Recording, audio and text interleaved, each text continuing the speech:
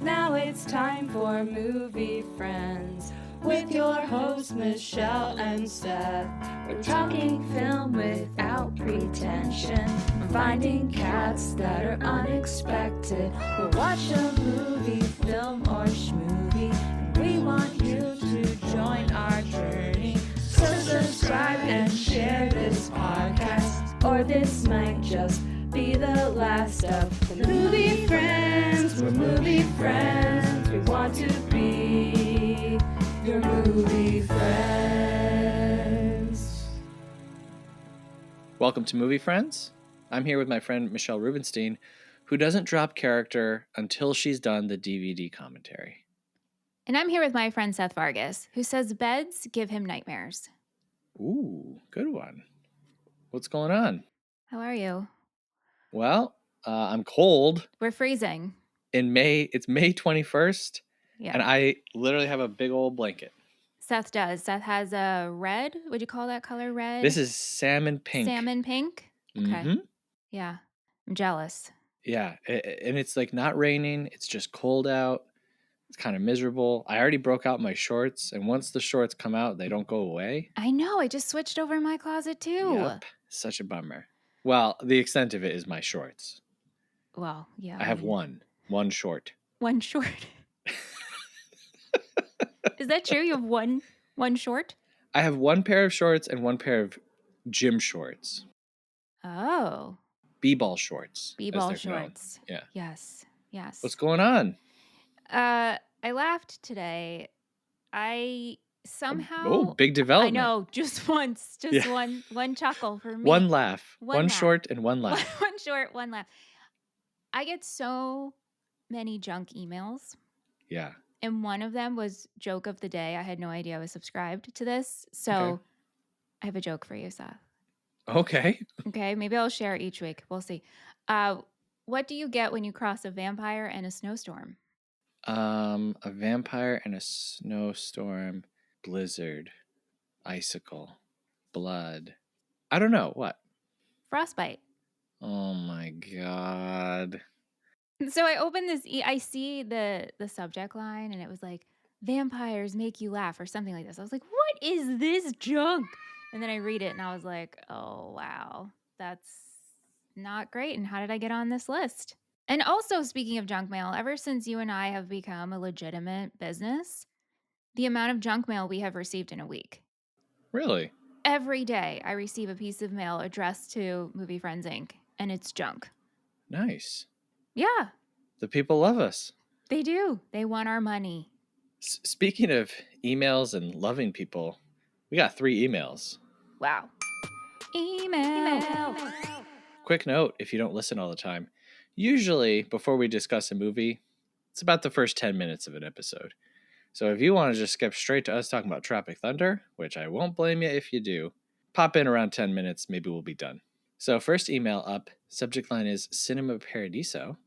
Wow, this movie's really getting some feedback for you. It's great. One of the best kid performances ever. I think this is possibly the best director's cut. I can't speak to that. I know a lot of people love the director's cut of Kingdom of Heaven, the Ridley Scott film. I wouldn't know. I haven't seen either version. The email continues, we need to bring back Get Stuffed. Oh, get stuffed is the insult. Mm-hmm. Michelle, your babysitter was a freak. Listening to this episode is making me cry. The ending crushes me. P.S. This movie should make you do what you love. P.S.S. This is one of the movies that made me love movies. Wow. P.S.S.S. Perfect film, no notes. And then P with a bunch of S's. What I meant by if not top 3 is I wouldn't accept less than third. So thank you, Ben, for the clarification. And yeah, that email's from Ben. Thank you, Ben. Yeah, Cinema Paradiso. We've been going through movies about movies. We had a great spread, I think. Yeah, it was a good month. Yeah. Second email, subject line is, per Michelle's request, my favorite movies, or movie/movies. Email says, I'm so glad that you read my letter on air. The way that you read it was very touching. Hey, you're welcome. Oh. And then I'm going to kind of skip around here a little bit, but favorite movie of all time is sort of Empire of the Sun. I have a list of movies that can be in that spot. It's just so difficult. And then they do give a list of movies for different genres, which I love because usually when someone asks my favorite movie, I'll say what genre. Right. Let's whittle this down a little bit here. And I love a list. So this is their list. For sci-fi, Stalker from 1978.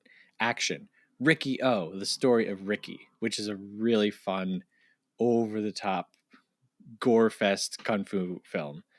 For rom-coms, So I Married an Axe Murderer. That's Michael Myers, or Mike Myers. Mm-hmm. Canadian Mike Myers, not the killer Michael Myers. Horror movie, Return of the Living Dead. Favorite movie about cats, The Cat from 1992. Favorite movie about dogs, The Howling. Comedy, Blazing Saddles, and thriller, Vice Squad. Wow.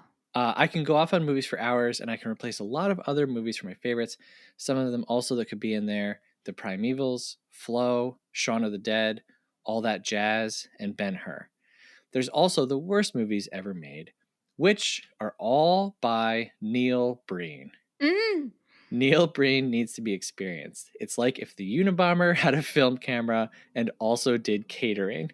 And I wanted to read you that part because this week we're launching our new Patreon short show called Trailer Trash. And basically, I just pick 4 trailers and show them to Michelle and get her reaction. And for that first episode that we did, I was like, I need to show her Neil Breen. And you did. And you had a lot of thoughts on Neil Breen? I do. I wanted to dive into him. I haven't had time to devote, We've been busy. Yeah. Definitely interested in that one. Yes. Basically, Trailer Trash is where I can like rapid fire throw movies at you that we would like never do on this show. Right. So like I'm never gonna be like, yeah, watch Catnado or whatever. But we can still experience it a little bit. Yeah. Okay, the email continues. Question of the week. My family left a fork and a knife in the Entenmann's, something that I still do to this day.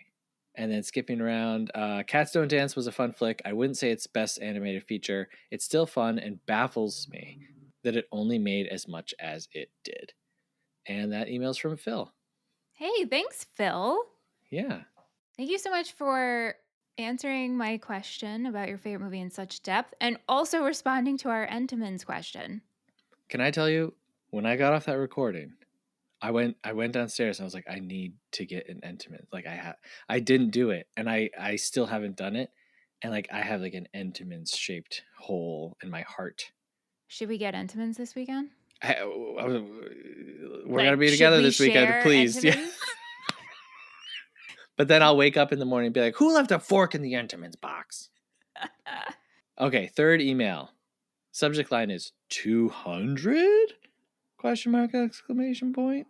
If my podcast feed is correct, you guys just hit the 200th episode. I haven't clicked play on the episode yet, but according to my feed, the 200th episode is Cats Don't Dance. I haven't seen Cats Don't Dance, but would love a little 200th celebration or shout out if it's not too much. You two have put in so much time and work into this show, and it doesn't go unnoticed. Keep the show and Discord going. Greg in the Pocket, aka Paper Orbit. P.S. Is Michelle the popcorn and Seth the soda? Or the other way around when it comes to the show graphic? Well, wait, I mean, it's either one or the other. Well, right. You got to make a definitive guess here. Right. Well, thank you, Greg. Thank you for Greg. noticing all the hard work and time that we put into the show. Mm-hmm. I do think that it is like about the 200th. There's a few like little mini episodes throughout. So but they're still episodes, so they should count. And when you think about the amount of Patreon episodes we've done, we've definitely hit the 200th mark. That's kind of my justification for it, is like, we've definitely surpassed it. Yeah. Wow. Yeah. And so next month, beginning of the month, we're going to do a 200th episode celebration call-in show. Yes. So excited. So, hey, if you're listening to this and you'd like to hop on the episode, we'll put up ways that you can contact us and get on the list. We'll figure out when we're going to do it, and just call in, you know? Yeah. I mean, I say call in as if it's the radio, but no, that's how we're phrasing it. Okay, hey, never you're mind. on with Seth and Michelle. Right. My Beep, beep, beep, beep, beep. Mm-hmm. Yeah. And thank you, Greg. Thank you, Greg. And thank you, everybody, for sending an email. If you'd like to send us an email, please do so. moviefriendspodcast@gmail.com. All right, before we talk about Tropic Thunder, on our show, we guess what each other are going to rate the film at the end of the episode. And if we get it right, we get to add a pickle to our pickle tally. And then at the end of the year, we have to give each other pickles. All right, I've written my guess. I'm closing my notebook, and my guess is locked in. I'm also locked in.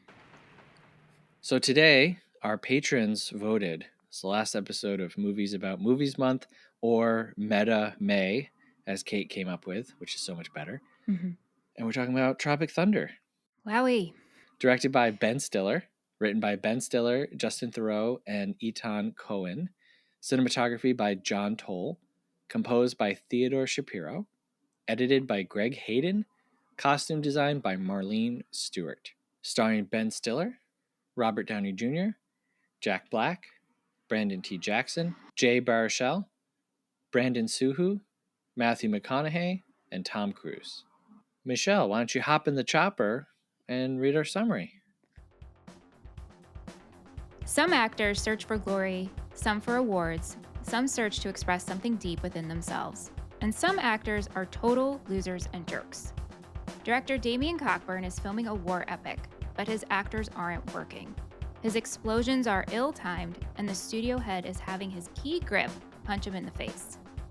Along with his writer, he devises a plan to go off-script and off-grid to train his actors, prove himself, and finish his magnum opus, Tropic Thunder.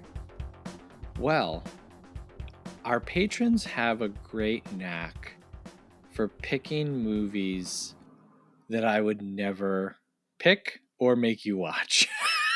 It's so true. Month after month, they keep proving this to us. Yeah. Something that Michelle and I had talked about, and I don't know if we've ever discussed this on the air, but in our initial meetings about Movie Friends, something we kind of decided was like, you know what? We're not going to do war movies. That's for a number of reasons. And the only war movies that we have done, we talked about it earlier, have all been selected by the patrons. Yep. One being Last of the Mohicans, 2 being Army of Darkness, and 3 being Tropic Thunder. So isn't that weird? Yes, clearly the patrons want something. They want war. They want war. Yeah. War month, they might vote in. Oh, wow. Gosh. Yeah. Please don't do that. Please don't. But I could see that happening. I really can. I mean, that's definitely a theme. I don't gravitate towards war films. Some of the best films I've ever seen, The Ascent, Come and See is a really big one. Apocalypse Now. They're war movies, but these are not movies that I gravitate towards. And it's not because I only want, bubblegum fun popcorn flicks. I don't, actually. I like movies that really make me feel horrible and make me think. But for some reason, war movies they're not my favorite. And Tropic Thunder in particular is a movie that I've really never been big on. Now, you had seen this before. Mm-hmm. So can you describe for us your experience with this film? Sure. I mean, if I could ditto copy paste of what you just said, it's pretty much it. And so much so, like I saw this movie in theaters. Yeah. And I never revisited again. And up until I watched it last night, to me, Tropic Thunder, I was like, oh, it was that war movie and there was a helicopter. I had no recollection that it was a movie about making a war movie in a satirical way. No, truly did not remember that. Wow. So when the patrons voted it in, I was like, Tropic Thunder is a movie about movie? What? This movie completely left your mind. Because it's the overall theme. And even though it is a comedy, and like I said, done as a satire to a point, yeah, I gloss over. I just have no interest in war movies. Yeah.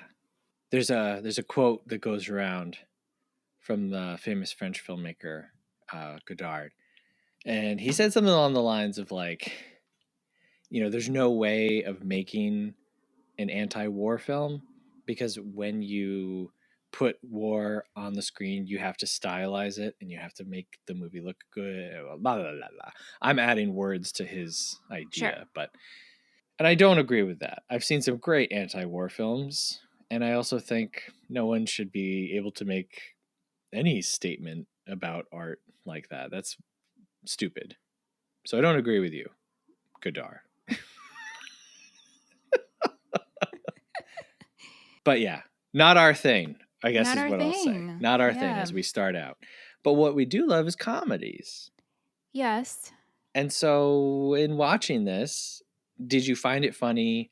Were you laughing? Did you have Yeah. a good time with it? Yeah. I mean, it's a certain kind of humor that Mm-hmm. I don't love all the parts of. Like, Mm-hmm. it's big. I don't know how else to describe it. It just It's doesn't big. land Yeah, right.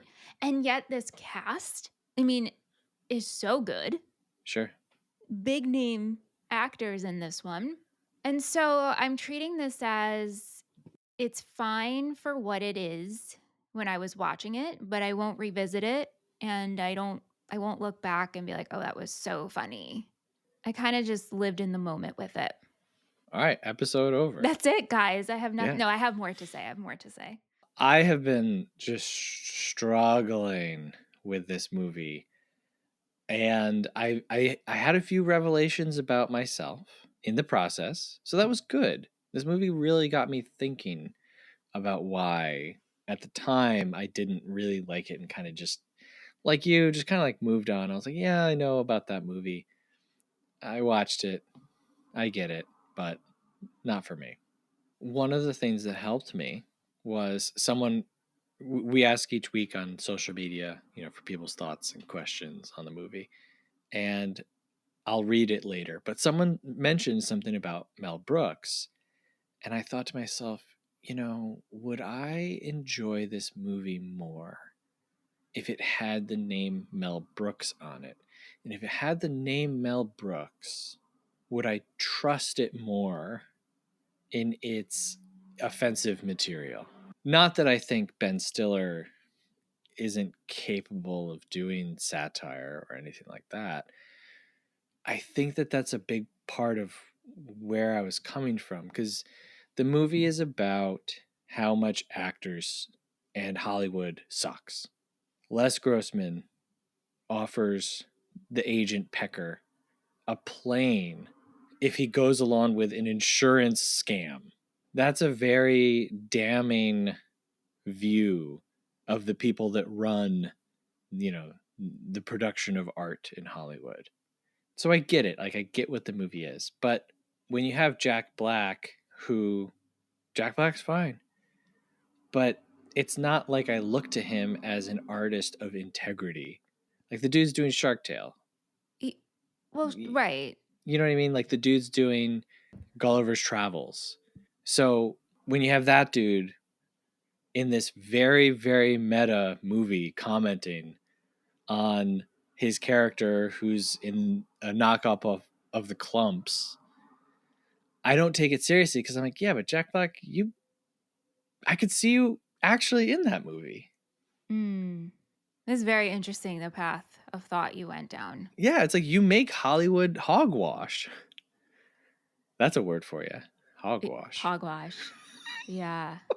So I kind of got over that. And then the other thing that I had to get over was when Tropic Thunder came out, it was 2008. So I was 20. And I was not into mainstream pop culture at that time. And a lot of the group of comedies that came out around this time, and I'm going to name some names and people are going to think I'm a loser, but like Anchorman, Wedding Crashers, Step Brothers. I saw Step Brothers in the theater. I hated it. Like I didn't laugh a single time. So I had to stop and think, okay, the people that I knew in 2008 who thought that this was the funniest thing that they had ever seen weren't really my favorite people at the moment, I guess I'll say. And so I had to also kind of get over that to meet the movie where it is. And so I came around to a much better place with it. Can we go back to your question of if this movie was a Mel Brooks movie, would you Yeah. feel better? Do you have an answer? Yeah, yes, I would feel better. You If would this was feel a Mel better. if this was a Mel Brooks movie, I would say, well, I know what Mel Brooks does because I've seen the producers and I love it. And I love Springtime for Hitler and how incredibly offensive that is. We think about Springtime for Hitler as something established, like it's on Broadway and it's funny and ha ha ha ha ha. But in the scene in the film, the crowd, their faces are like mouths open, eyes wide. They're shocked because it is really, really shocking and offensive. Blazing Saddles, really, really funny movie. One of the best movies made about race. And there's there's something that is automatically said about Blazing Saddles whenever it comes up, which is you couldn't make that today. So that's really what it comes down to is the time that this was released and No, not made. necessarily. It's like I trust Mel Brooks with this material. I would trust Mel Brooks to make a movie about an actor doing blackface, Right. and I know where he's coming from, and I know that he's been in these waters before. But Yeah. when it comes to Etan Cohen, who I want to highlight when we talk about the blackface part and the intellectual disability stuff, I don't trust Justin Theroux the way that I trust Mel Brooks. I see what you're saying. When you posed this question to me earlier today, and Mhm. I've been thinking about this when you posed it to me. And my answer is a little bit more simple than yours is I think no matter what, because the overall theme is war, it wouldn't matter if Mel Brooks did it. I wouldn't like it. Okay, Or got it. it wouldn't be for me because producers, I should have loved that movie. I Yeah, went in super excited for that. And I didn't couldn't love it. stand Well, zero Zero mess Mostel. character. Like he grossed me out. Like his his hair, his sweat. You didn't like him and the little old ladies? And then Gene Wilder's character, I couldn't. And then I explained how I don't like grown men acting like children, and Right. so it was just a giant turnoff for Yeah. me. And not to say it's not. Obviously, it's a good movie, and I understand what you're saying, and I would trust Mel Brooks, but also I probably would be like, oh, the overall theme is a war movie. But it's not really No, because it's not, but it's the way the story's being told. yeah. And so I'm good. And I've never seen Blazing Saddles. Would Mel Oh, it's so Brooks funny. do because like in this movie, right? There's Yeah. explosion after explosion after, and I get it, but at a certain point, like I escape and I have to like, oh Michelle, come on back. You're watching a movie. There's something, and I don't want to, I don't want to be like Godard and try to make a definitive statement about films. But you mentioned something about this movie being big. Yeah. Again, I'm not trying to make a statement, but something that I noticed. This movie was made for $91 million. Very large production. And another thing that people talk about when they talk about this movie is how this was like coming to the end of studios giving big budgets for things like a comedy, especially something that's so narrow, because this is such like insider baseball Mm-hmm. joke type Mm-hmm. stuff. When Ben Stiller's in the river and he's like, I know where I'm going. I'm going to exterior, nighttime. I don't know that a lot of people know that that's how screenplays are written. You know what I Mm. mean? And they Mm-hmm. never really fully explain that. And so there's so much insider baseball stuff that for them to give it $91 million, really wild, right? Does a comedy work on this large scale? And does it work here in Tropic Thunder for you? Well, for me personally, no. Yeah. But that doesn't mean it doesn't work for somebody else. Obviously, I'm not the end all be all, which everybody knows that, right? Yeah. And so it's hard. It's actually hard for me to give, I don't know, opinions on this because I know it's almost like I have to take a seat, be like, oh, this wasn't for me, but it's probably for you. And that's Mm-hmm. cool. Just like Yeah. how I felt about The Last of the Mohicans. Yeah. where I was like, this is just not for me, but much respect. Yeah, yeah. And that's kind of how I feel about this. Much respect to the filmmakers and the actors in this, but this missed the mark. Something's not working here for me. Yeah, and is it just that I think comedy is funnier when it's smaller? Well, right. I mean, that's what I'm battling too. Like, we talk about this a lot about big Big comedy. comedy versus small comedy. Yeah. And is it funnier to have just two people in a room talking than to have the explosions and the helicopters and the fake prosthetic arms and all of that stuff? So But that was another thing I was yeah. kind of struggling with. I was like, am I supposed to be laughing at bombs going off? Like, that's not Right. And a lot necessarily of it's just funny. like, yeah, MF mother this, blah, blah, like the language. Now Yeah, I, will curse here and there occasionally. occasionally, but when it's so over the top and a lot, it like turns me off. Hmm. So it's just, and this I've been battling because I'm like, this cast, I like these people. Yeah. This is a comedy. I did laugh at some parts, but it's just something is not landing for I me. laugh really hard at the panda reveal. Yeah. You didn't laugh at that? I I mean, I want to say I was not miserable watching this. Like I said, like I was Yeah. present. I was along for the ride. I wasn't like, I can't wait till this is over. This isn't a bad watch, but it's not something I'm going to recommend. Yeah. Well, so Speed Tugman. Yeah. Tug Speedman. Tug Speedman. Speed Tugman. Tug Speedman. Now, I listened to Ben Stiller in every capacity that I could on this movie. Listened to interviews with him. I listened to an episode of the Bill Simmons show. Mm-hmm. Read interviews and articles and contemporary articles. It was just like I wanted to understand his thinking for this. And so originally he wanted Tom Cruise to be Tug Speedman. And when you look at the name Tug, Tom, Cruise, Speedman, it makes sense. This is idea of like an action star who's like maybe not super bankable and they're a little older now. Cruise came back and said, well, no, actually, I want to play. Les. Well, at the time, Ben Stiller was slated to play McConaughey's role, Pecker. He had done a kind of sleazy agent role on the Ben Stiller show. And so he's like, yeah, I'll come in and do that. I'll direct, but I'll do this smaller part. And so Cruise probably read the script and got to the Simple Jack stuff and was like, don't know if I can do that. But what if I played like a studio head character? And so he came up with the Les Grossman character. Stiller says that he had two conditions. One, he wanted the big fake prosthetic arms and hands. And two, he wanted to dance in the movie. Can I interject here?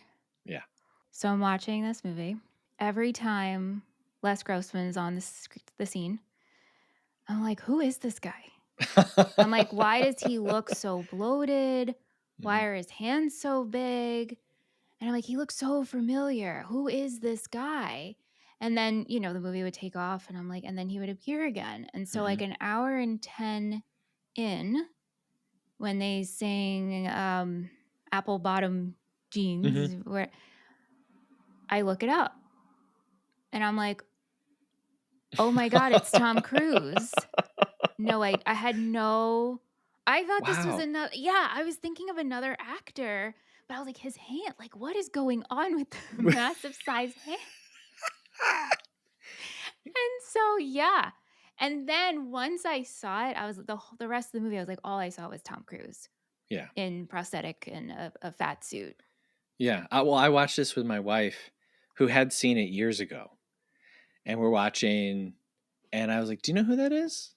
And she kept watching. She's like, I don't know. I can't tell. And I was like, that's Tom Cruise. And she's like, that's Tom Cruise? Yeah. Yeah. And they kept him like a secret. He wasn't part of the marketing for the movie, and they wanted people to kind of have that exact experience. In fact, Ebert in his review says, he's like, you might not know who one of the big cameos is until the credits roll. Yeah. So that was definitely their intention. Well, but once you know it's Tom Cruise, no, I know. Then you're like, oh my God, it's Tom Cruise. You see it But it's so crazy how they took me like an hour and 10 Yeah. to. So I would just be so much more interested in this movie if it did actually star Tom Cruise. Keanu Reeves, I guess, was another name that he had and was hoping would star. So he wanted the actor to actually fit the role, Mm-hmm. and instead was like, okay, fine, I'll do it. Mm-hmm. Where Ben Stiller is not Tug Speedman. Like, he doesn't have that history of being a huge bankable action star. Yeah. So I feel like that casting choice really changes things. Yeah, but Anyway, also Ben Stiller has played these roles where he's narcissistic. mm-hmm. I mean, Zoolander, Heavyweights. It works for me. Look, we like Ben Stiller, all right? Severance, everybody loves Severance. But when he like goes crazy in the jungle, I was like, this is White Goodman, this is Mr. Furious from Mystery Men, this is Heavyweights. It all felt I was like, I've seen this Yeah. exact thing before. Yeah. Or if it was Tom Cruise or Keanu Reeves, very different. Mm. Let's just keep talking. I guess we'll talk about Tug Speedman. How did you feel? He's fine. Like no, like just to piggyback off of what we were just saying of I think I just accepted Ben Stiller playing this character and I didn't think too much of it. Going back and watching some Ben Stiller show sketches, Yeah. also helped me see this movie differently. He says that he came up with this idea, the idea that actors are absurd, on the set of Steven Spielberg's movie Empire of the Sun. He says he's there and he's like, wow, this is like so serious. And these people take this like so serious, so seriously. So that's back in like 1987. He sits with the idea, works on it, whatever, keeps working on it.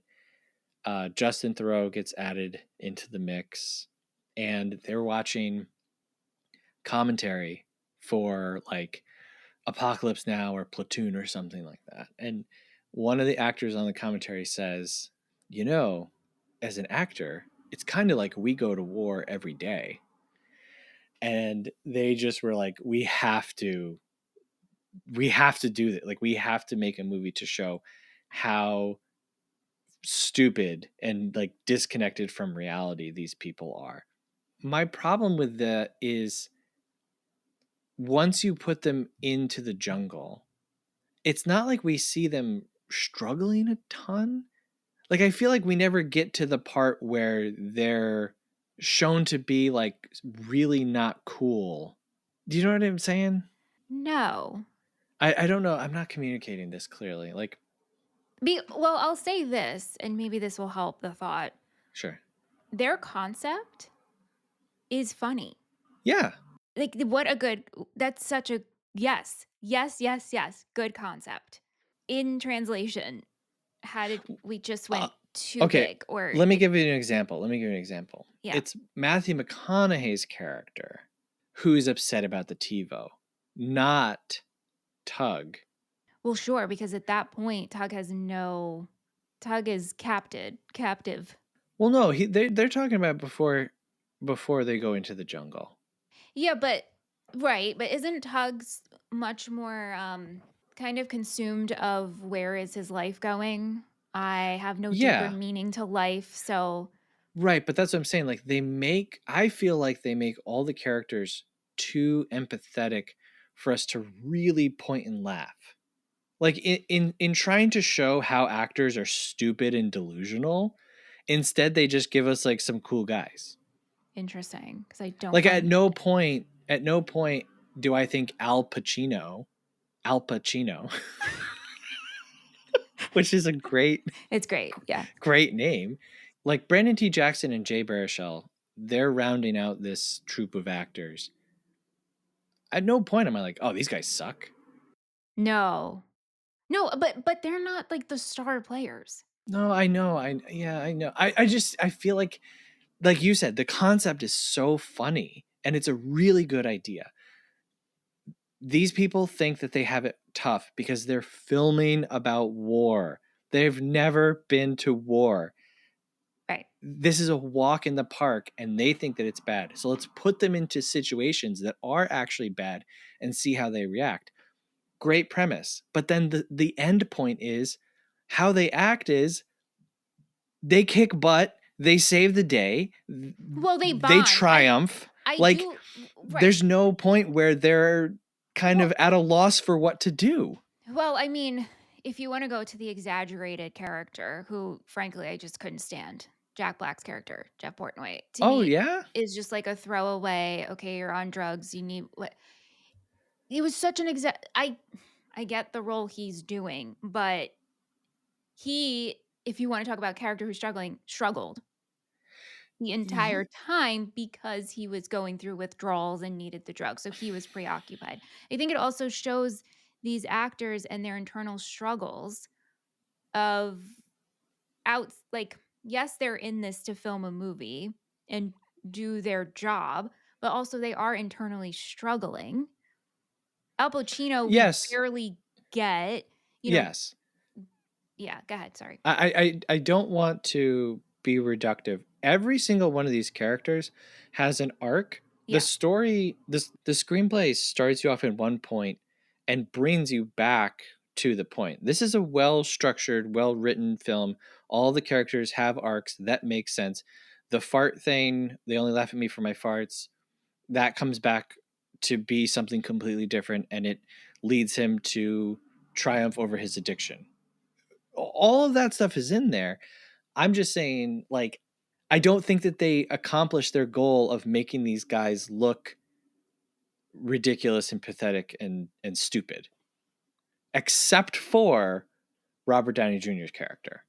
Well, and these characters think when they're put out on their own, so to speak, right? They think they're filming a movie the entire time. Yeah. So how ridiculous can they be? And how much can we see them struggle if they are not aware what we're seeing, which is this is, your director just blew up. Which, by the way, yesterday Please. I had quite the Naj situation. Yeah. Before I watched this, I was watching an episode of Overcompensating, which is a new show. Oh, And yeah. in this particular episode, the character is rushing for a fraternity, and he drinks 20 beta fish. Ew. And then gets sick. And I literally, I haven't felt this feeling in so long by watching something. I thought I was going to throw up. I felt so not, because as I'm watching it, I'm on my walking pad, I'm looking at my pet beta fish. Yeah. So Positano's just looking at me. I'm like, I can't. What's your fish's name? Positano. Like Sorry, one more town time in Italy. for the people in the back. Positano. Positano. Positano. It's a Positano. Yeah, Positano. I visited it's a beautiful place in Italy that Aunt and I went to. And his colors represent Positano. Anyway, fast forward, watch Tropic Thunder like an hour later. And then that whole head situation when Steve Damien, Coogan. Yeah. Blows up and then Tug just licks. I was like, I'm going to throw up today. Yeah. From the content I'm consuming. He's like, consuming, warm not a corn good syrup. word. Yeah. That did make me laugh. A few parts of this movie make me laugh. The panda thing, when he's getting attacked and you don't know what it is and he doesn't know what it is, and then it cuts to just this like frozen in fear panda face, and he goes, "Oh no!" And then you see him and the panda on the back of Vogue or whatever. I thought that was a really funny joke. Yeah. I thought when he's like, "This is just corn syrup," and then he licks it, he's like, warm. blood flavored corn syrup. Yeah, right. I thought that was pretty funny. I thought that Robert Downey Jr. telling him he looks like Rambo in Rambo 2 and like being like, "You got any tips?" He's like, "I'm just dieting." He's like, "Oh yeah, you diet?" And then grabs the map from him. Yeah. And walks away. I thought that was really funny. Yeah, I'm sorry if you're listening to this. Like, this is a big movie for a lot of people, and people love this. Clearly, I mean, people voted for this one. So, but yeah, it's just like when it comes to it, and again, I watched this with my wife, and she actually stayed What up did and watched Jean the whole think? thing. What did Yeah, she think right. of this movie? I asked her, I said, what do you think? And she said something along the lines of like, it's fine, but if it's a comedy, I didn't really laugh. And I said to her, I was like, precisely, you know? It's funny because over the weekend, I asked Aunt, I was like, do you want to watch Tropic Thunder or do you want to watch Don't Let the River Beast Get You? Oh. And he was like, oh, Tropic Thunder. And I was like, wrong answer, sir. I need to prep you for next weekend. So actually, we have to watch Don't Let the River Beast Get You. So Aunt didn't get to watch this with me. He's seen it before, but I'd be curious on how he feels today watching it. Sure. All right, so Robert Downey Jr. is playing Kirk Lazarus, who is an Australian white man who has undergone a pigmentation dyeing surgery in order to play this character who is a black American man. Okay. How did you feel about this character, the Robert Downey Jr. of it all? Uncomfortable, but then like the movie is poking fun at this and it Mm-hmm. is brought up like, Brandon T. Jackson's character Al Pacino will call him out on it. Yeah. So it's not like the movie knows it's wrong, Right. but still it was written. And it's funny to me for an actor to play, like you said, he's playing an Australian man who went under this surgery to play a black man. So it's so like layered to play Mm-hmm. this type of character. Yeah. What did you think? What do you think? I don't remember how I received it when I first watched it because clearly I didn't remember this happened. Right. You just remember the big helicopter. I remember the helicopter and this was which a is war a movie. big part of the movie. There's a lot of Sure. helicopters in it. Yeah. All week I've been feeling like that meme, that one friend who's too woke, right? And I've been trying to meet this movie where it is and to read other people's thoughts, particularly black people. Yeah. I want to know how they feel about this. And am I just doing some kind of performative clutching of the pearls because this enters into the category of blackface, which is something that we all know absolutely should never happen, right? But I'll spare everybody I have pages of notes. Pages. When I say pages, You mean pages? I mean more than 2 on this. On From articles that I've read. Yeah. on Oh yeah. blackface Thoughts or on this performance, RDJ in this movie. Like I have a lot of thoughts on it. And I'll give you the boiled down points. the You too ready? long didn't read version. Too long didn't read. Everybody loves race swapping in movies if the performance is good. Mm-hmm. And when the performance sucks, people hate it. Mm-hmm. Mm-hmm. Okay. So everyone agrees that Robert Downey Jr. is great in this. He was nominated for an Academy Award for Best Supporting Actor for this role. Let's all just sit with that for a moment. He was also nominated for a BAFTA in the same category and a Golden Globe. I've sat with it. Okay. This feels like a huddle up everybody moment. Okay? Gather in. Huddle up, team. I think artists should be allowed to make whatever they want at any time for no reason. And that we as the audience should be able to respond to it. And that's it. We don't get to tell people what to make. If it's offensive or if it's not, people shouldn't get hurt in the process, of course, right? No real world ramifications for your art, but people should be free to do what they want. Ben Stiller, Justin Theroux, Etan Cohen, they write this movie and they're taking huge, huge, huge swings. And I think that they should be allowed to do that. It's very uncomfortable. And you have to stop and ask yourself why you're laughing at this character. Are you laughing at it though?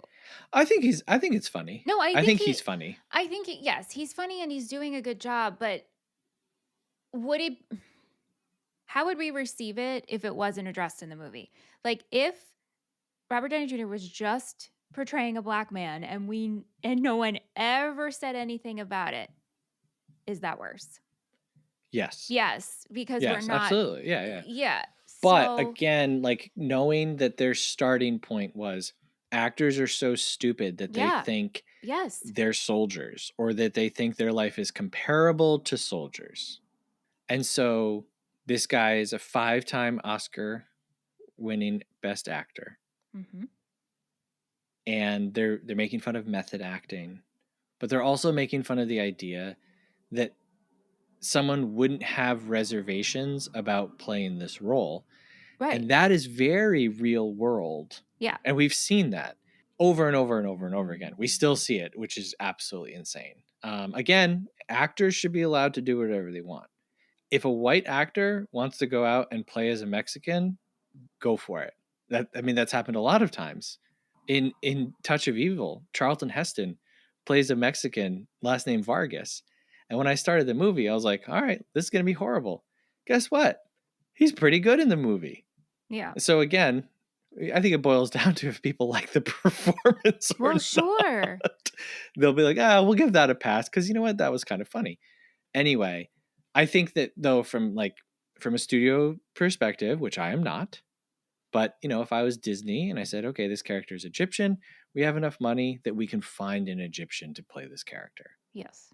We don't need to. And if we need to, do race swapping because we need a bankable star, that's the choice that they make.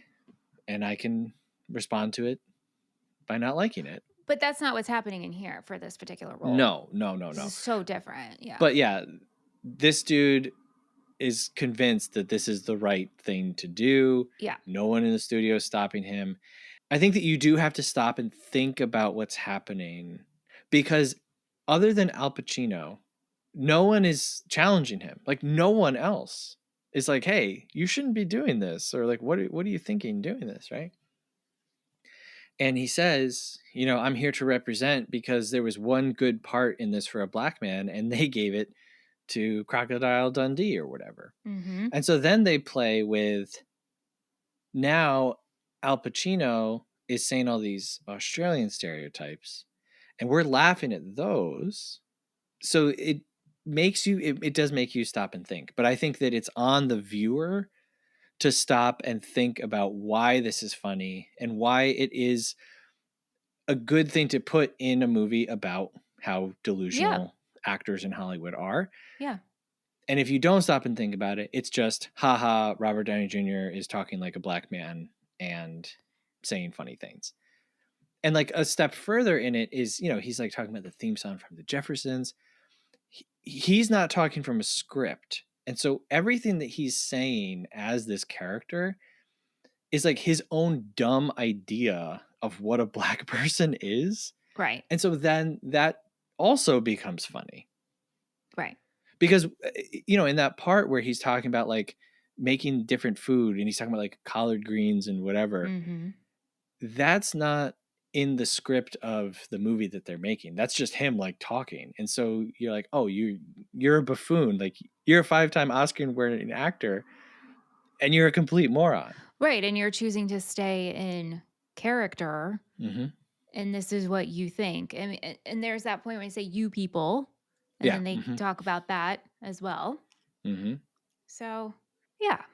And then he also does Yellowface. Yes. Yes. He also is like, okay, now I'll pretend to be these people. And this is, I think, where the movie does kind of fail is they're making this statement with this character, but then you have a whole group of characters where they're never named what they are, and they're speaking Mandarin. Jay Baruchel's character is very smart, and he's talking about French mines in Indochina, and he kind of knows. But then he's like, I don't really know where we are. I don't know. These people might be from Laos. They might be from here. And so the movie has a chance to like actually present you with a people group and give them a name, and it just doesn't. Yeah. It only So, goes so far. right, it only goes so far. And the part that I don't like is the simple Jack stuff. Yeah. Well, I just don't find it. It's presented to us, and I understand. I understand it. Yeah. What the movie's telling us, but Yeah. they could have done another thing, I think. I also think that this is a really good thing to poke at actors or Hollywood's system, whatever you want to call it. Let's let the actors off of the hook here, right? But this idea of like, oh, I'm going to win an award by playing someone with an intellectual disability, right? That is a funny joke. And that's true. And I think that at that point, you're punching up instead of punching down, right? And you're looking at the actors and saying, hey, you shouldn't do that. But then they make the whole thing into a joke. And that part I think that they're not doing is they're not as smart on the simple Jack stuff as they are on the Kirk Lazarus stuff. Mm. So Etan Cohen, Mm-hmm. he was a writer of Idiocracy. You ever see that? No. He was also a writer on King of the Hill. You ever see that? Yeah, I've seen that. Yeah. So Mike Judge directed Idiocracy. Uh, Luke Wilson's the star. Pretty famous movie about a dude and a woman are frozen, like cryogenics, and they accidentally are frozen for too long. And when they come out, the entire world has just become so dumbed down that now they're like the smartest people on the planet. Okay, so he does that. Then he makes a short movie, and then he makes Tropic Thunder. The short movie that he makes, you can watch it in full. It's on YouTube. It's called My Wife is the R Word, I guess is how I'll say it. I would encourage people to go watch this short. Stars Sean Astin, who we love, Leslie Bibb as his wife. The grandpa from the Goldbergs is in it. Few people are in it. Mm-hmm. But it's about a man who just thought that his wife was super cool, and then it turns out that she actually has intellectual disabilities. This is a comedic short. If you think that the stuff in Tropic Thunder is super funny, go watch this same writer and this short, and then compare the two and get back to me and see how you feel, I guess is what I'll say. Going back to the whole point of like Mel Brooks, right? And like we trust him as someone who's mocking genre and movies and people and ideas. I trust him. I don't trust Etan Cohen. Mm. Good article that I read, which I'll put a link in the show notes, by Dara Star Tucker. The title is Tropic Thunder Does Not Get a Pass from Me.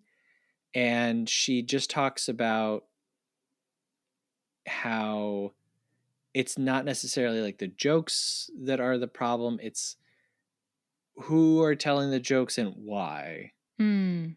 Mm-hmm. And I agree with some of what she says. I disagree with some of what she says. Like I said, everyone should be free to make whatever they want.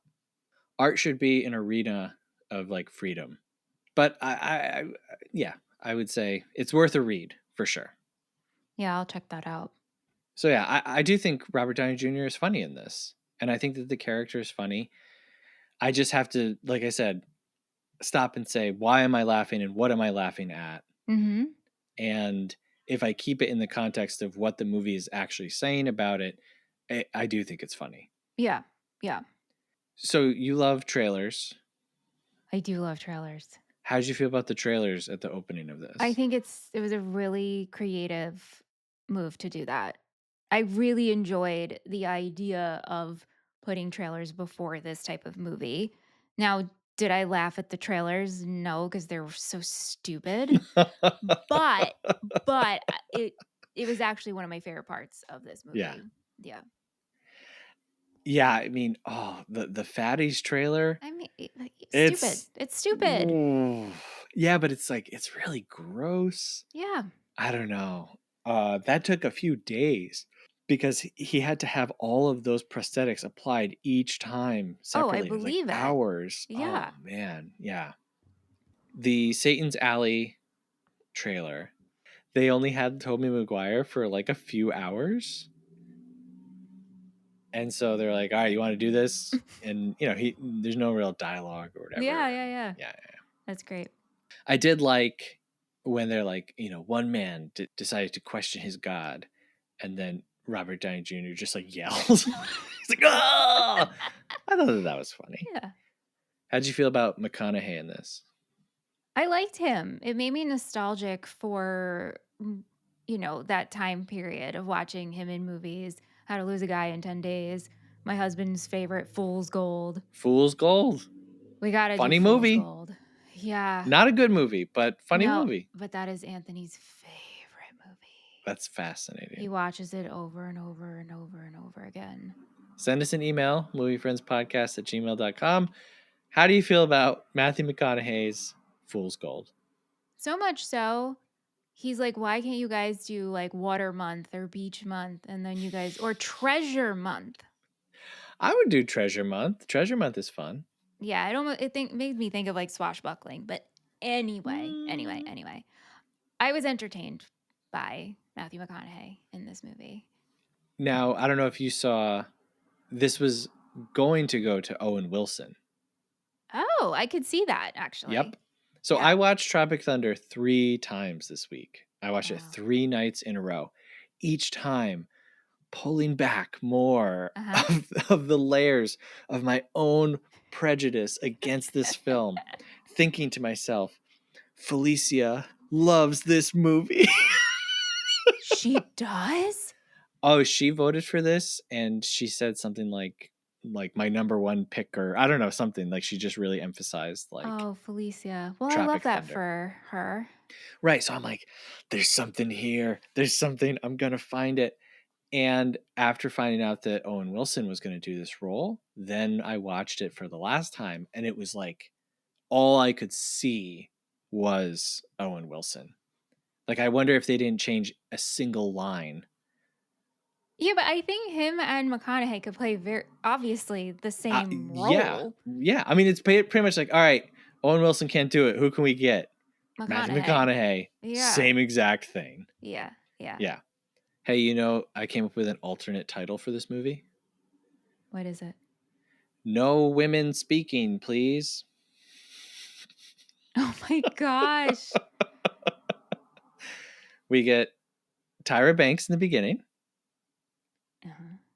for about 20 seconds. We get Maria Menounos. She's doing all the... Mm-hmm. And being herself. That's about it. That's about it. Yeah. And again, not to be that one friend who's too woke, but after seeing that, I was like, there's not a woman in this movie. We see Yvette Nicole Brown. Mm-hmm. She shows up. She's Pecker's receptionist, but she doesn't say a word. No, Jennifer Love Hewitt. Jennifer Love Hewitt. Nothing. Yeah. And then Ben Stiller's wife at the time, I think they're still married. I don't know. Christine Taylor. She's in the Simple Jack trailer. I have a picture with her. Oh, yeah? Mm-hmm.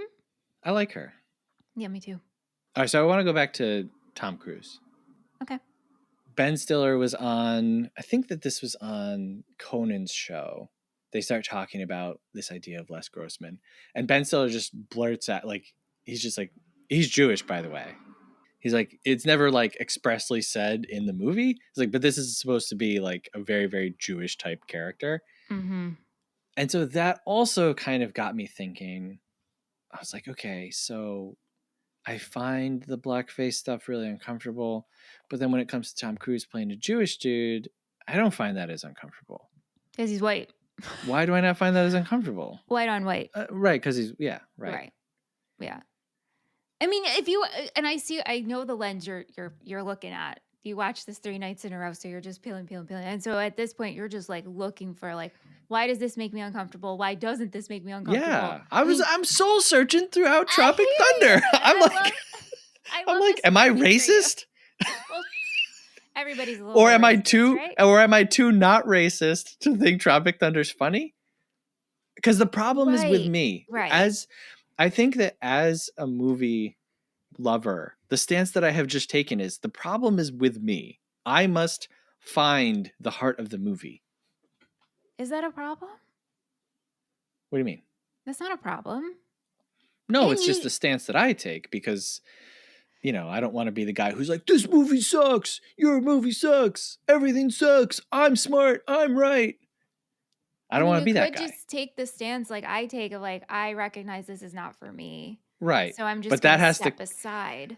I have to come through a lot of soul searching before I get to that point. No, for me, I'm just like, I know what I know it's me. If I know it's for me, I know it's not for me.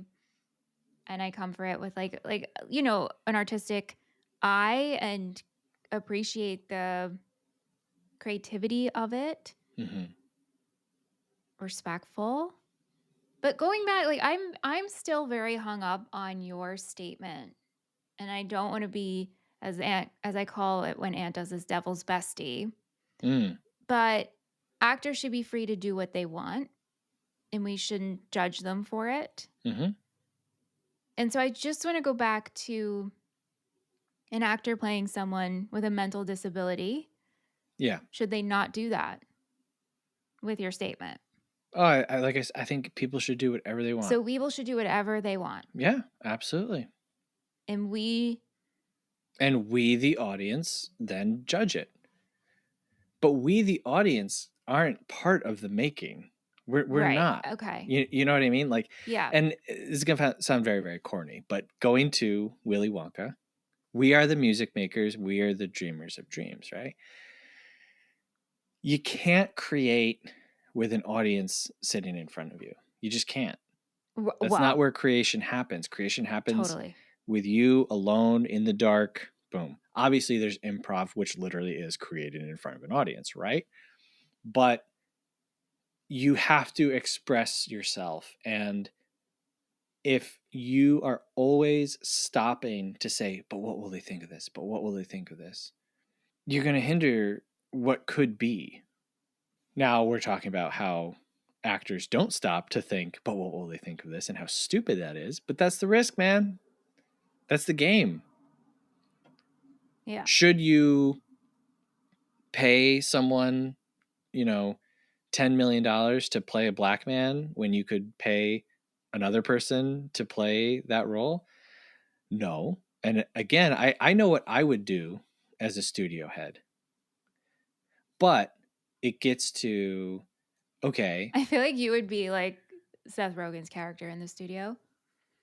I still haven't seen Which it. very much is like you want to have an artist eye and a creative output when it's like that's not really your role. Your role is like we got to make sure all the ducks in a row make money. Right.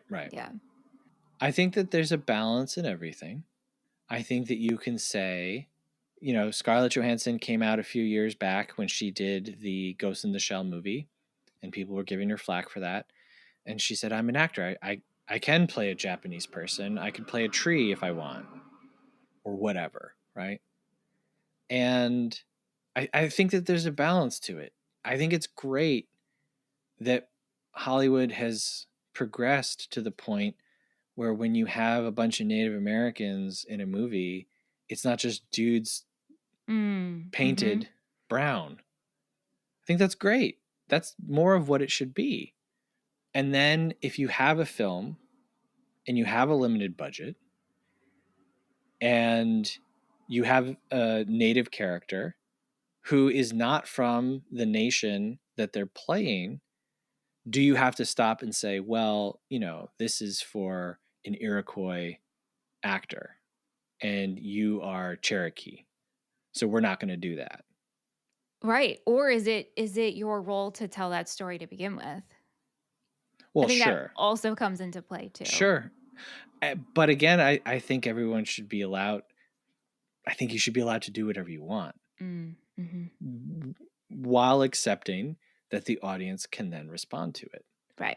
And so if I want to write a movie about, a black girl growing up in 1970s New York, and I write that and I make it a good movie, and then people are like, you shouldn't tell this story, I have to accept that. Yeah. Right. I also have to accept that this is the story that came to me, and creation and inspiration are miracles and mysteries. Mm-hmm. We can't always choose what idea chooses us. And I would never look at a black writer or a director and say, you can't tell the story of someone who's not you. Mm-hmm. Now, that all gets into like who's allowed to do what, who's allowed to say what. And it's good that we're thinking about these things, but I think that people should be free to do what they want. So that's my very centrist thinking on that doesn't really hold anyone accountable for anything. But so, yeah, I guess just for some reason, I don't care if you're not Jewish and you play a Jewish character. I guess that's where my line is. Yeah. I'm like, I know. And There's again, also like the as line a of like, half Mexican, I look right. at what's his name playing a Mexican in Touch of Evil, and I'm like, yeah, he did okay. That's okay. Totally, right? Because, Hmm. like, does that make you the representative for all Mexican people? No. Does And that make me the that's representative for all Jewish people? And I yeah, find that funny because I right. laugh at jokes like that. Yeah, and that's the other thing too is it doesn't matter, and that's why I like that article. Is she says this doesn't get a pass from me. Other people do Mm-hmm. give it a pass, but for me, it's not. Mm-hmm. And it's up to the individual to sit with and wrestle with these ideas and question it. I think that the great success of Tropic Thunder is that it should and can make you think about a lot of things. Does it always? I don't know. Yeah, I'm thinking no. Like I said, to the 19-year-old dudes who were whooping and hollering back in the day when this came out to me about how funny it is that Robert Downey Jr. is playing a black guy, I don't think that they saw all of the different parts Yeah, they didn't of get everything that it. we just talked about. They Right. just say, haha, that's funny. And that's what gives me pause is like, okay, so now people see that. And I'm not saying it's dangerous and I'm not saying, hey, this shouldn't have happened, but it's like people are going to now point to that and say, well, this is acceptable and it is okay because it was a good performance. Okay, before we like fully move on, Danny McBride and Nick Nolte are kind of on their own little journey. How did you feel about them? I love Danny McBride Mm-hmm. in everything pretty much he's in. I mean, this character, I feel like a broken record, and I really apologize. But he was obnoxious. Oh It's just gosh. obnoxious. Uh, Nick Nolte, I mean, again, funny how we faked our whole story here. Mm-hmm. Where did he work? He pretty much had a desk He's job. a Coast Guard Coast Guard. janitor. Yeah, Yeah. right. He actually has hands. I thought that was funny. That Yeah. whole reveal, Yeah. He's like, you have I was hands? amused by it. Yeah. Yeah. And that was another funny little poke at the industry. Yeah. And yeah. I also like Danny McBride. He had a heck of a week. Pineapple Express came out, and then this came out the next Do you week. like Pineapple Express? I do like Pineapple Express. I saw that in theaters. And Okay. here's another one where I was like, I did not laugh.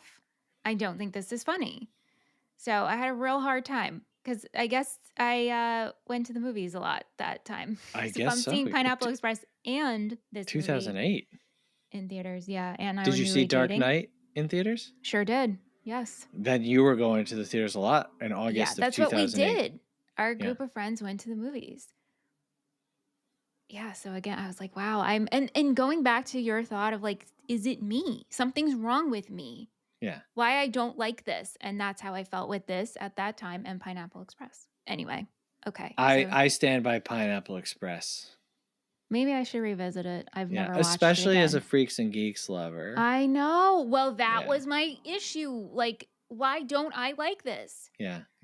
And I think Danny McBride is a lot funnier in Pineapple Express, although he's given much more to do and much Yeah. more room to be funny. Yeah. In this one, again, I kind of was just like, is blowing stuff up is funny, I guess. Mother Nature just peed her pantsuit. Okay, like all right, Okay. sure, you know. Yeah, great. But Nick Nolte I thought was really funny. Yeah. And all of his, you know, grisly talk. I read an article for and by Vietnam veterans talking about this movie, and he was saying how when the movie started and the character had like the wrong patches on, he was like, oh, I was rolling my eyes. He's like, but then something happens that makes the whole thing even Mm, funnier. So for this vet, that this guy was like such a big faker and pretender, and the reveal of it, that made the movie better for him. yeah. And so Yeah. I thought, yeah, I thought that was pretty good. Yeah, Danny McBride, Nick Nolte, I much prefer their story, honestly, and I kind of just wish the movie was about them, but it's not. Also, shout out to young Bill Hader. Oh, I love Bill Hader so much. He's so, yeah, Bill Hader gives me the giggles like no one else gives me the giggles. interesting. Yeah, definitely. I oh my gosh, I love him so much. So I was just saddened that we didn't get enough of him. And he's not really allowed to be that funny in this, I feel like. No, but He's playing a he's really doing straight man something. He's character. doing something, and it Yeah. still is funny in that Bill Hader way. Do you like Bill Hader? Love Bill Hader. Yeah. Oh gosh, Yeah, I think he's great. so funny. Another thing that I did find funny that I thought was a good example of like the story that they set out to tell was the whole nighttime scene where they're talking about the women they love back home, because that's something that you would get in a war movie. Which, by the Yes. way, I was thinking about you a lot throughout these because there's so many nods to Apocalypse Now and Platoon and The Deer Hunter and all of those movies, and so there's a lot of stuff that I was like, I'm sure this is like, you know, just washing over Michelle. But also not really, right? Because to me, I was like, oh, these men, they're in war, they're bonding, you share stories. That's how you get to know one another. Mm-hmm. So yes, I mean, it Yeah. doesn't, I missed the film. I mean, I saw Apocalypse Now, but like, did I really know? So I like that scene, and then Al Pacino reveals that he's missing someone named Lance, Mm-hmm. and then I really laugh at Robert Downey Jr. Hey, everyone's gay once in a while, or like we're all gay once in a while, or something. I thought that was pretty funny. Yeah. And then at the end, at the end, you see that it's Lance Bass. Yeah, which is great. Remember when Lance Bass was going to go to space or something? What was up with that? Whatever Mm, happened with that? I don't want to know. no. Did he go? I don't know. Oh, these celebrities going to space for 5 seconds. Please stop. Well, this was before all that. No, I know that, Yeah, but I'm yeah. just No, stop. the space tourism. I cannot. Like, please No, stop. no. Please Katy stop. Perry goes up to space and she's like, I just realized we need to like protect Mother Nature. No, get out Like, of here. you had to go up to space to realize that? What a waste of money and resources for this. And you realize that after like wasting No, all of this fuel, like it's disgusting. yeah. Mm-hmm. Yeah. Massive waste of our resources. Mm-hmm. Okay, so let's talk about the ending.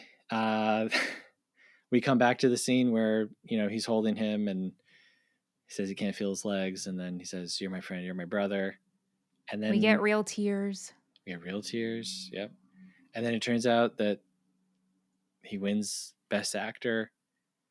And not to be a stickler, but you don't win Best Actor for being in a documentary about a movie being made. Well, maybe that's saying something like this should be I a don't know. category. That gets a little fuzzy, but It's okay. and then it's over. Do you like the end credits with less dancing? No. Not really. Wait, Like I'm not like ha Tom Cruise. Ah, I know. Look at him go. Look at Wow. look at him go. He's really going for it. Mm-hmm. But I do like that he did this, and it's funny. Like you said, it kind of just turns into like yelling and swearing, and I was like, get a little bit more creative. I feel, yeah, Mm-hmm. but whatever. It's just big. It's big. Did you like the TiVo throw? I did like that. I thought that was funny. The TiVo throw is funny, and then I don't know if you noticed this, but it goes to an overhead shot of Matthew McConaughey in the clearing, and then he runs off, but it feels like sped up somehow. It does. Also, I was very concerned. I was like, are we not going to pick him up? Oh no, he's just running off. Right. Like he's on his own Yeah. and he will find his way back. So I get what you're saying, but also I was just concerned for him. Yeah. Two more things before we wrap up that I did find very funny. When Tug and Kirk are talking, and he's like, "You're afraid, you're scared." And he's like, "Scared of who?" And he says, "Scared of you." And then he looks in the mirror and he goes, "Oh!" and punches it. I thought that was pretty funny. Yeah. And then when Tug goes back and he's like, "No, it's okay. These people love me, and I've got a little kid now. You guys go on without me. I'm gonna stay here." And then he's running back across the bridge, and Half Squat is just like stabbing him repeatedly. I was like, okay, that's That's funny. Also, the toss and the kid's not dead. And then he just throws the kid. That was funny. Yeah, that was pretty funny. Fun little fact: Tropic Thunder is a play on Tropic Lightning, which is the nickname for the 25th Infantry Division. Good to know. So this movie was made for $92 million. Come on. Goes on to make $195 million at the box office, 82 on Rotten Tomatoes, 3.6 on Letterboxd, 71 on Metacritic. This is not in the Criterion Collection, nor is it in the National Registry. Ebert gave this 3.5 stars. Wow, Ebert. Okay. Yep. And they made this over the course of 13 weeks. All right, let's get into our happies and crappies. It's time for happies and crappies. Happies and crappies. It's time for happies and crappies. Happies and crappies. It's time for happies. All right, Michelle, take it away. All right, so I actually have two happies. The trailer's in the beginning. I like that creative idea. And also, my favorite was Kevin. My favorite character was Kevin. Yeah. I love Jay Baruchel. Anything he's in, I think he's adorable. And he was like the underdog of this. So my crappy is Simple Jack. So there you go. My happy is Danny McBride. Even though I said, I really just was like, I wish this was about, because they're what you'd call like below the line guys. Yeah. I wish the movie was about them having to save the incompetent, stupid, dumb actors, where instead it kind of becomes the actors save themselves. I really wish that this was Danny McBride and Nick Nolte running through the jungle trying to save these guys. And then my crappy is also the Simple Jack stuff. I get the point and I agree, but I think that it goes off in a direction where it thinks that it's funny, right? Not just pointing at the ridiculousness of actors in Hollywood, but where it thinks that the Simple Jack stuff is actually funny. And again, I would recommend everybody to go watch My Wife Is Fill in the Blank, written and directed by Etan Cohen, starring Sean Astin and Leslie Bibb. It's on YouTube. It's 10 minutes. It's an eye-opener, folks. All right, so we asked some people on the internet what they thought. On Instagram, Rashawn Jamal said, "Not as outrageously funny as I remembered, but still a rollicking good time." Rollicking. Isn't that great? That's a great word. We had some good words this episode. Hogwash. Rollicking. Betsy Gorm says, "I wish Tom Cruise would do more movies like this." Josie Shelby says, "Love this movie. It's very, very funny. Fun fact, Tom Cruise designed his character in this movie. It was even his idea to wear the giant hands and do the dancing and such." Over on Twitter, The Power of John. The Power of John. At John Clyda says, "Oh boy. I still want to watch all of those fake movies." RDJ is the obvious standout here. It tiptoes the line of is it okay, is it not okay kind of humor, but lands squarely on dumb yet funny. At least the first half. I do think it loses some of its charm near the end. 7.9 out of 10. Oh, thank you for your rating, Power of John. That's the power of John. Mm-hmm. He gives the rating.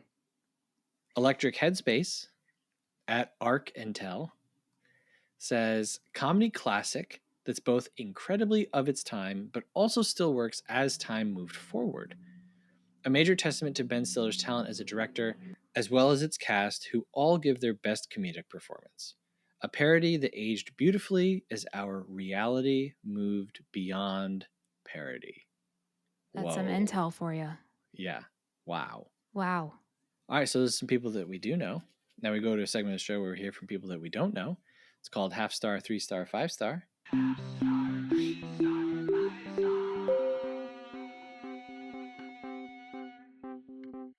All right, these are reviews from letterboxd.com, which is a website and an app where you can rate, log, and review movies. We start with a half-star review, which is the lowest rating that you can give a film. And we go all the way up to a 5-star rating, which is the highest rating that you can give a film. And you know what? I'm just going to do it, in the spirit of trying things that might be offensive. I'm going to do this half-star review as Robert Downey Jr. from Tropic Thunder. Are you ready? I'm ready. Rotten Tomatoes and some funny clips led me to think that this was about to be a hilarious movie. But nah, this was booty cheeks. Watched like an hour and then skipped to the end. Some funny moments, I guess, but most of it was just stupid and not in a good way. I wanted to like it, but maybe in 2008 it was funnier. I like dumb humor, but this was next level stupid. Wow. I have to say, once you found it, it stuck with you, Seth. Thank you. Now, did you think that I was going to do Robert Downey Jr.? I was sweating a little bit. The I other was booty sweating a little Listen, bit. let me tell you. I'm offensive, but I'm not that offensive. Yeah. Well, you know what? The artist should be free to do what they want. That's right. You know what? I'm going to do it again. Here we go. Ready? Take two, baby. Yeah, this movie was booty cheeks. According to this person. Can we? I would love to start saying that. Man, that's booty Sure. cheeks. Yeah, the half-star booty cheek. Start booty cheek. All right, 3-star review says, Ben Stiller's career path as a director, going from this to Severance, is kind of insane if you ask me. I don't know. I think the directing was fine. I think Ben Stiller does a good job directing. Sure. Yeah. I think it loses itself, but yeah. Yeah. All right. And I will go on the record saying I'm not the biggest Zoolander fan. Do you like Dodgeball? But I think Zoolander's funnier, and I do like Dodgeball. Which, like, how come we didn't do that during Sports Month? Gosh. I know. Missed opportunity. It's a sore subject, that's Sports Month. I know. All right, 5-star review. Very simple.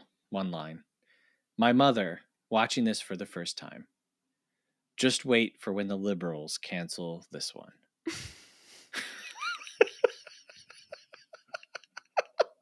That's the best part of this episode. All right. So we rate a movie as a schmovie, a movie, or a film. We rate it 1 through 5 stars and give our final thoughts and recommendations. Michelle, neither of us won last week, so I'll have you go first.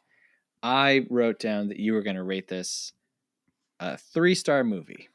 You get a pickle. Very good. All right. Yep. To me, solid 3-star movie. I said at some point in this episode that I wasn't going to recommend it. I don't know who's talking to me and asking me like, hey, you got a movie I could watch that's kind of funny, but like a satire? And no. And also might make you uncomfortable. Well, sure, but I don't know. There's other movies I'm going to recommend over this one.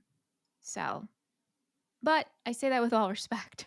I don't mean to say that to like cover my ass. You know how somebody's like, no offense, but yeah, I don't mean it. Like I really appreciate the creativity that went into this. It's just not my thing. Understood. Okay, so for you, I also wrote down 3-star movie. Yeah, I think I'm about there. We both get pickles? We do, and Look, I'm that's wearing the a best. pickle shirt. Good time for a pickle. That's what Michelle's shirt says. Yeah, I really went into this just dreading this and like cursing our patrons for voting for They this always movie. challenge us, so I guess that's good. It is very challenging, yes. But I genuinely came out of this in my own personal research, my own personal soul searching about a stupid comedy from 2008. I came out the other side feeling much different. I recommend this movie for exactly that reason. I think if you haven't seen this, you should watch it and try to pick apart how you feel about it. Okay, And wait. you might be in the crowd that thinks it's hilarious, and then you'll have a good time. When we do these recommendations, right, every week, like, rating, review, recommendations, I think your group of people you're recommending to are different than like my people. Well, I'm just thinking of whoever's listening to this. Well, if they were listening to this, they've seen Tropic Thunder. I wish that were the case, but there Well, are I some know, people out there who I know. listen without watching. Your family does that. Yes. Yes. So I think it's good to watch this and stop and say, why does this bother me? Why doesn't this bother me? What parts am I laughing at and why? It's good. Mm. As far as the movie though, watch a funnier movie. Well, Watch the right. producers. Yeah. Okay, does this movie pass the Seth Shell test? Seth Shell test is our spin on the Bechtel test. This movie must contain something tangible that is impressive, whether choreography, production design, or practical effect, and it must have a runtime that is justified by its content. This is a no on both counts for me. Agreed. And I'm, again, we're doing lots of explosions in this movie. It's very big, but I don't care about them. right. So it is impressive, but not for me. Yeah. Yeah. Hey, if you find us impressive, we love it if you give us a rating and a review wherever you're listening. It really helps the show, helps new people find the show, and we get to read something. We get to read some feedback. We love feedback. On that note, please send us an email, moviefriendspodcast@gmail.com. Let us know if we were the friend that was too woke this week. Let us know if we just didn't get the joke. Let us know if you'd like me to reread that half-star review in the other voice. You can also support the show, patreon.com/moviefriendspodcast. $5 a month gets you access to all of our additional content, our patron-only Discord that Greg in the Pocket mentioned at the start of the show. And, hey, new episode of Trailer Trash coming out that Michelle edited that I haven't even seen yet. But You lived it. so if you want to see Michelle introduced to the world of Neil Breen, that's where to find it. Okay. Next week, new month, new theme, movies about movies. Great month. I'm just going to put it up there. Thank you for this theme. And we started the month with Ed Wood, and I can't wait for my book to arrive. Will Sloan's book. I got this gorgeous print of Vampira. I framed it. It's gorgeous, Seth. Yeah. It's so beautiful. So anyway, Ed Wood was the highlight for me this month. I don't know what I think Cinema Paradiso is the highlight. I mean, Duh, I know that that's was my pick. How can you even think of that? Of course it was, Seth. The fact that you even thought about it. I enjoyed the, No, Cinema Paradiso. And I even enjoyed this. Like, I feel bad because, like, I enjoy thinking about this stuff. I enjoy thinking about movies. And so even Tropic Thunder, it didn't really make me laugh that much, but I really enjoyed being able to go back and give it time and re-inspect it. Yeah. That I think is a gift. So thank you, Yes. patrons, Yes. for giving me the gift of Tropic Thunder. Anyway, speaking of our patrons, they voted in next month's theme. So for June, we are doing wedding movies. And I just would like to point out that here on Movie Friends, we are now doing wedding month before we have done Westerns month. That is very funny to me, but hey. Well, here we go. Here we go. How fitting. Next month is my 10th wedding anniversary. Wow. Mm-hmm. That's awesome. Mm-hmm. Okay. So happy June, wedding month. June is the month of weddings, right? Mm-hmm. Wedding season begins? Yeah, you know what? I think wedding season begins whenever you can afford the venue.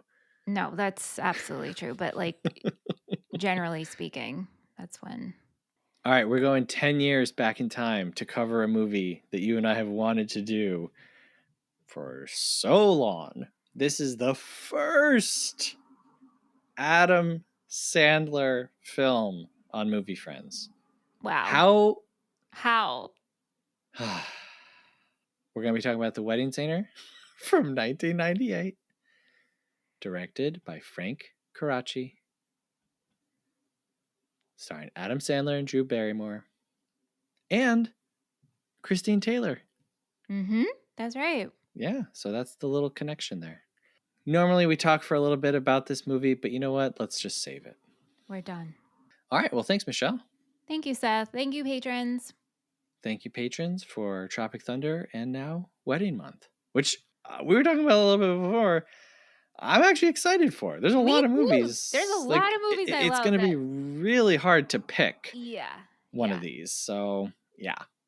All right. Well, hey, thank you very much for listening. And remember, folks, just because it's a theme song doesn't mean it's not true.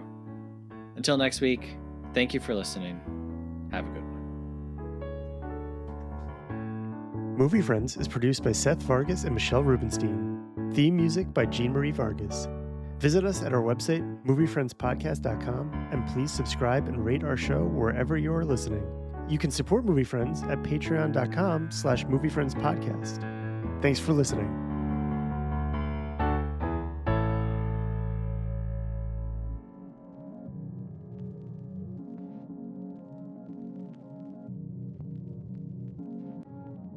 Incoming. Message incoming. Message to Michelle's inner circle. Remember, kids, only Michelle's inner circle can decipher this week's message. Get ready. Get ready. Get ready. Message number 19, 96, 74, 82, 77, 85, 45, 33, 80, 73, 73, 82, 77, 46, 75, 52, 100, 62, 64, 53, 53, 59, 46, 36, 86, 64, 56, 46, 77, 65, 44, 35, 88, 56, 46, 46, 55, 76, 86. Michelle is counting on you. Do not let her down.